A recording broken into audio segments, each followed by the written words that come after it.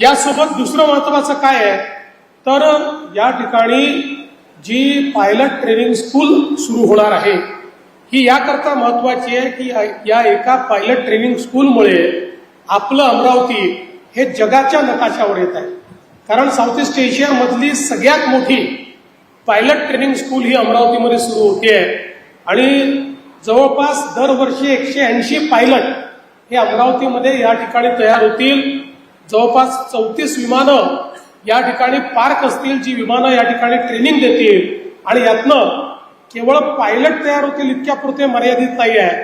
अशा प्रकारची pilot training school आल्यामुळे मोठ्या प्रमाणात इकॉनॉमिक ऍक्टिव्हिटी सुरू होते, अर्थव्यवस्थेला चालना मिळते, वेगवेगळ्या पद्धतीनं त्याचे इनडायरेक्ट बेनिफिट्स हे जॉब क्रिएशन मध्ये खूप मोठ्या प्रमाणात होतात। आणि म्हणून मला असं वाटतं की मोदी सरकारच्या कार्यकाळामध्ये आपल्याला मिळालेली एक खूप मोठी भेट आहे की आता अमरावती हे केवळ एक विमानतळ म्हणून या ठिकाणी ओळखलं जाणार नाही, तर जगाच्या पाठीवर साऊथ ईस्ट एशियामधली सगळ्यात मोठी पायलट ट्रेनिंग स्कूल कुठे आहे तर ती आपल्या अमरावतीमध्ये आहे।